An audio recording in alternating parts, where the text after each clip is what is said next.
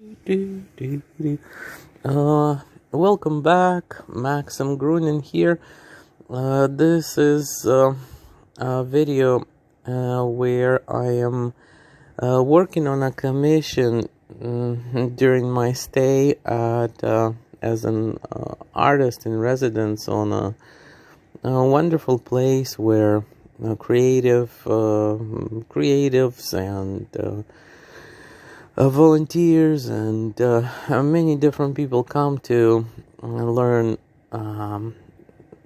various things about living on the land and about native and culture and about creativity, even therapy and expressing. So my host, she's a lady who loves birds, and she was impressed with my skill set. And before I left the place, I had a chance to work on just a handful of pieces as commission. And this piece is, I'm transferring a drawing that I made as a study, so I would start with a sketch, and it's called thumbnail sketch, and when it is very small and it's designed to fit a frame, a particular layout, a particular canvas. So I've got my sketch. I understand where items, objects are located, and I am just carefully, slowly transferring my sketch onto a larger board with a brush and black acrylic paint over primed canvas. And the canvas is a piece of plywood, and it's a little bit sanded, but it has still, it retains some roughness. And this is like a windy day, I remember it, and I am going to be struggling and kind of holding things from flying away in the wind here. So I got the drawing, I got the black and white part out. There's the figure of a bird watcher, and it's roughly kind of drawn, and now I am beginning to block major color information in.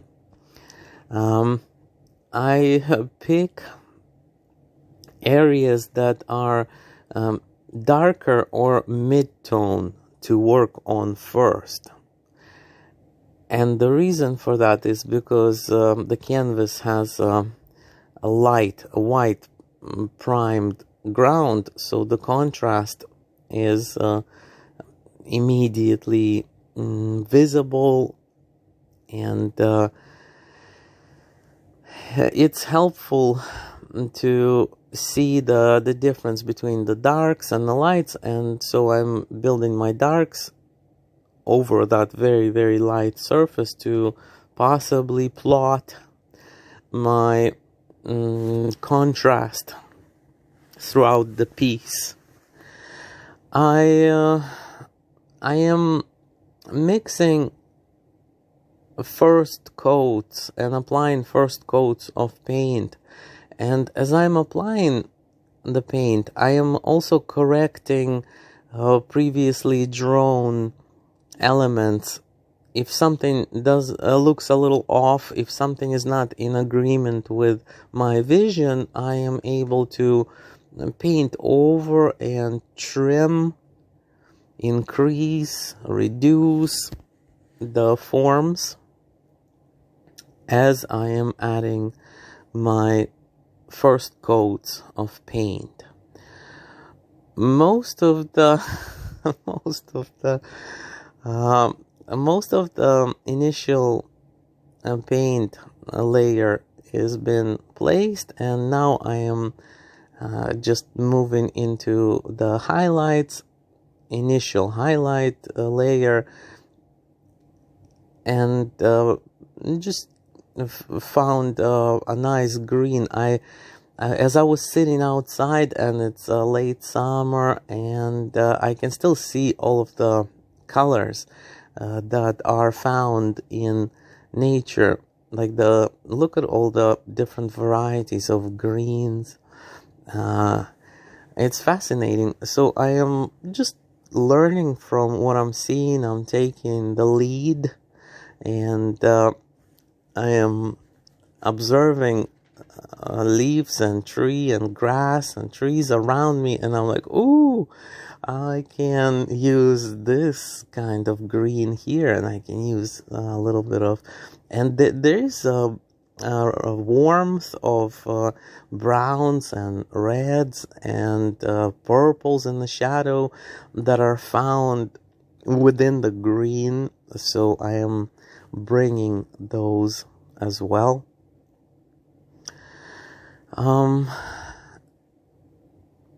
Then let's say my initial blocked in layer is there, so now I can just take portions of the canvas that I want to develop further and bite into these portions. A skin tone, arms, face.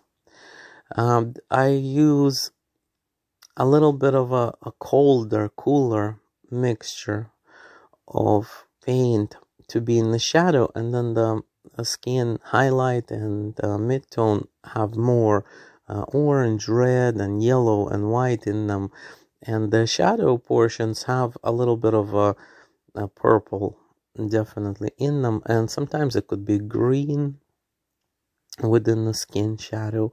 It's very subtle. It seems almost like a gray, but it's best to give the gray a bit more color properties in my experience in painting.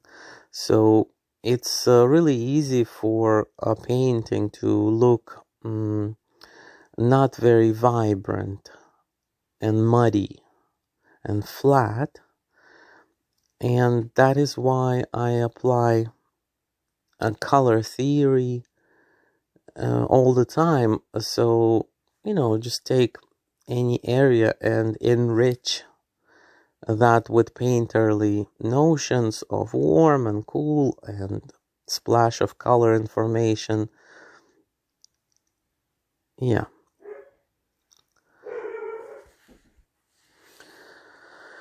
Well, and let's say I worked a little bit on these boots and pants, and now I'm working on lighter information within the outfit, the shirt. So what I'm looking for is several colors to describe each surface, like shadow, mid-tone, and light. Notice that I'm using more than one and often more than two, and like several colors mix a little more, and I place that to describe mid-tone or light or shadow, and then I also leave the evidence of the painting process, such as visible brush marks. So that's intentional, and that's a specific thing that's a painterly expressive, a vehicle of painterly expression is to show and leave the evidence of painting. So just the brush marks, beautiful shapes that are painted, I leave them to kind of speak for themselves, to have a surface particular to painting, so that I'm not imitating a photograph. I'm not imitating a style found in another artist's work. I am applying all of that information, and I am kind of making the stylistic choices my own. And the large component of that is the roughness. So I'm painting something in, and I'm trying not to overwork it. Leave it a little bit rough, a little bit underdone for the longest time. And then after several hours, the entire painting gains this kind of moving, expressive surface that is evidently brush marked and painted. And I think that's the beauty of the painted surface. I love and like that about it. I can appreciate any image, but yeah. Well, there it is. Thanks, guys.